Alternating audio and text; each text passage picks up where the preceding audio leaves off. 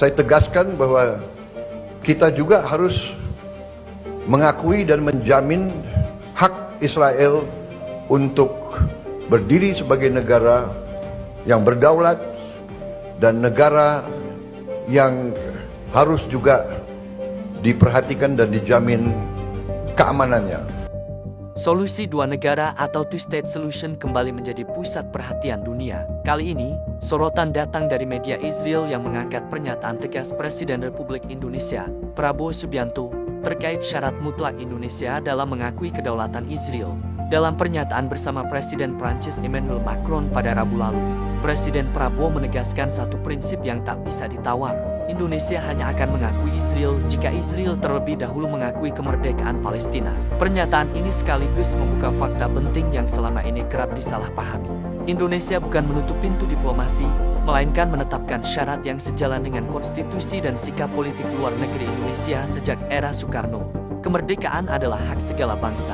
Presiden Prabowo bahkan menyatakan secara terbuka bahwa Indonesia siap menjalin hubungan diplomatik resmi dengan Israel selama pengakuan terhadap negara Palestina benar-benar diwujudkan. Dalam berbagai kesempatan, ia berulang kali menegaskan bahwa two-state solution adalah satu-satunya jalan menuju perdamaian yang adil dan berkelanjutan. Namun di sisi lain, media Israel seperti The Times of Israel kembali menyoroti sikap keras pemerintah Israel yang hingga kini secara terbuka menolak berdirinya negara Palestina. Pemerintah Israel beranggapan bahwa kemerdekaan Palestina justru akan membahayakan keamanan nasional mereka dan berpotensi memperpanjang konflik. Padahal secara global, hampir 150 negara di dunia telah mengakui Palestina sebagai entitas negara dengan pemerintahan yang berpusat di Ramallah. Indonesia sendiri sejak lama berada di garis depan dukungan internasional bagi kemerdekaan Palestina. Media Israel juga menyoroti posisi strategis Indonesia sebagai negara dengan populasi Muslim terbesar di dunia, yang secara konsisten mendorong solusi dua negara di berbagai forum internasional, mulai dari PBB hingga OGI. Menariknya, Presiden Prabowo tidak hanya berbicara soal hak Palestina, ia juga menegaskan satu hal yang jarang disampaikan secara eksplisit oleh banyak pemimpin dunia. Hak Israel untuk berdiri sebagai negara yang berdaulat dan aman juga harus diakui dan dijamin. Atas dasar itulah, Indonesia menyatakan sikap resminya. Begitu Israel mengakui Palestina sebagai negara merdeka, Indonesia siap mengakui Israel dan membuka hubungan diplomatik penuh. Lebih jauh, Indonesia bahkan menyatakan kesiapan mengirim pasukan perdamaian untuk membantu menjaga stabilitas kawasan pasca kesepakatan. Jika solusi dua negara benar-benar terrealisasi, pernyataan Presiden Prabowo ini menandai pergeseran penting dalam komunikasi diplomasi Indonesia, bukan dalam prinsip, tetapi dalam kejelasan posisi. Selama puluhan tahun, Indonesia dikenal tegas mendukung Palestina namun relatif berhati-hati membicarakan Israel secara terbuka. Kini, Prabowo menyampaikan pesan yang jauh lebih lugas.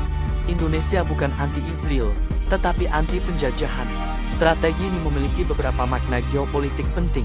Pertama, Indonesia menempatkan diri sebagai aktor rasional dan penengah potensial, bukan sekadar pendukung satu pihak. Dengan mengakui hak Israel atas keamanan dan kedaulatan, Indonesia mengirim sinyal bahwa perdamaian tidak bisa dibangun di atas penyangkalan eksistensi salah satu pihak. Kedua, pernyataan ini juga merupakan tekanan diplomatik halus kepada Israel. Dunia internasional kini semakin terpolarisasi, dan suara dari negara besar non-barat seperti Indonesia menjadi semakin relevan. Ketika Indonesia yang selama ini konsisten mendukung Palestina bahkan membuka pintu pengakuan terhadap Israel, pesan yang disampaikan jelas. Bola kini ada di tangan Israel.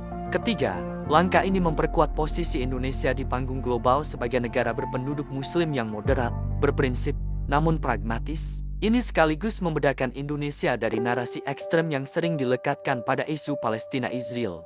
Namun tantangan terbesarnya tetap sama, pemerintah Israel saat ini masih melihat kemerdekaan Palestina sebagai ancaman eksistensial, bukan sebagai fondasi perdamaian. Selama paradigma itu tidak berubah, two-state solution akan terus menjadi wacana, bukan realitas. Pernyataan Presiden Prabowo pada akhirnya bukan sekadar pesan untuk Israel atau Palestina, tetapi juga untuk dunia. Perdamaian sejati hanya bisa lahir dari pengakuan timbal balik, keadilan, dan jaminan keamanan bagi semua pihak. Dan Indonesia, dengan posisinya saat ini, siap menjadi bagian dari solusi bukan penonton konflik.